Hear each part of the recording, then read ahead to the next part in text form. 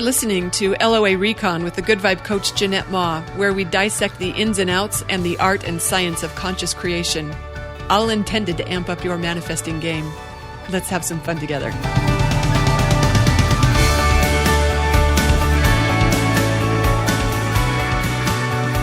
So this is the first time that I'm recording an episode since I don't have White Kitty sitting in my lap or Elsa purring in the background. Some of you remember Elsa. She was a very loud purrer.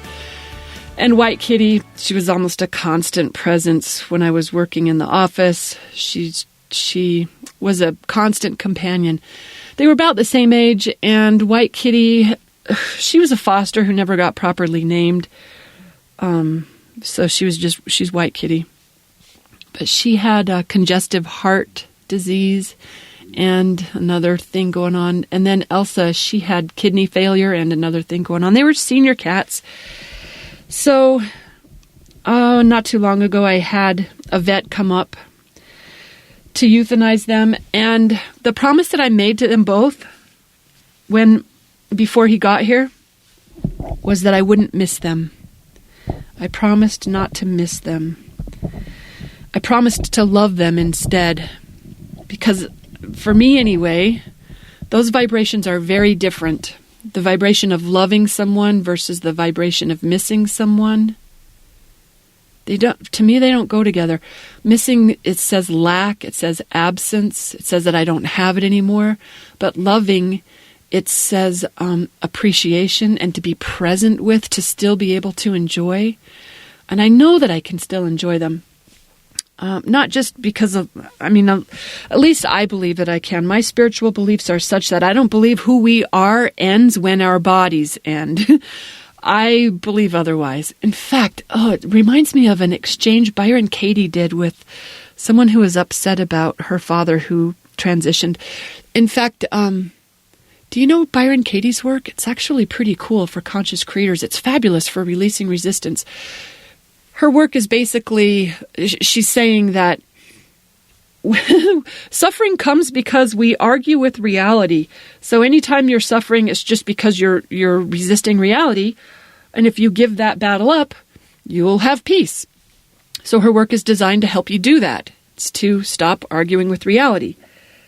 And she does that with 4 questions and a turnaround. Those 4 questions are, is it true? Can I know that it's true? How do I feel when I think that thought? And who would I feel if I were incapable of thinking that thought?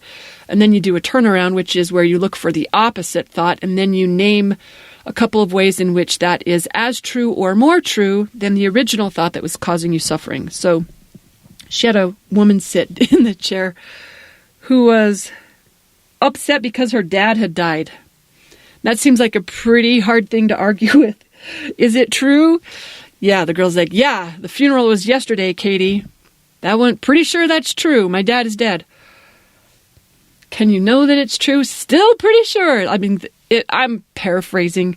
It was so many years ago, and I can't find the clip on YouTube, so I'm just giving it my best recollection. But what Katie did with the girl was she asked her, she took her through the next 2 questions, which was, how does it make you feel when you think that thought, which was terrible?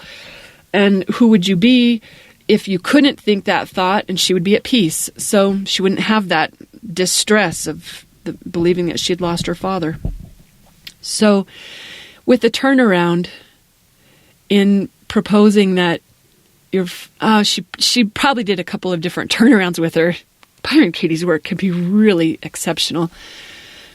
But as she was talking with the girl about how some of these opposite thoughts might be more true, she invited her to recall how she experienced her dad when he was alive, but when he was in a different room. Like, she was in the kitchen and he was in the front room. She said, how did you experience him? How did you love him then? She's like, you couldn't see him, you didn't hear him, you couldn't touch him. How did you love him? How did you experience him? And she eventually got this girl to understand that it was all happening in her head. It was like, or in her heart. But it was an internal thing. It didn't require his physical presence in the room. She could love him even when he wasn't physically present. And the way that she knew she could is because she had most of her life. She was not in the physical room with him, and still she loved him. So I made that promise to the kitties that I would not miss them so that I could love them instead, because I don't think there's room for both. So when I walk around the corner and White Kitty's not laying in her bed where she usually lays, instead of thinking, feeling the pain of loss and thinking, that's right, she's gone. Instead of thinking that, I would say, I love you. Because when I think of White Kitty, I think of love. And when I go to sleep and Elsa's not there purring next to me, she's not there for me to reach out and pet, instead of thinking, she's not here, I think I love you, Elsa. It's a small switch to make, but it makes a big vibrational difference to just choose to love instead of anything that doesn't feel true. And, Abraham teaches any thought that doesn't feel good means your inner being, the source part of you, sees it differently. If you think a thought that doesn't feel good, it means source has a different take on it. And that makes good sense to me. That's easy for me to believe. And practicing that has made the big difference.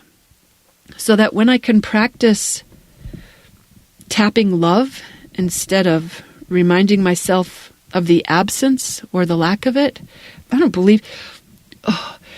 first of all, I don't believe those kitties are actually gone, but even if I didn't believe that they lived beyond their physical bodies, if all I did was remember how much I appreciated them and enjoyed them and what good times we had together, that in itself would be a big vibrational improvement.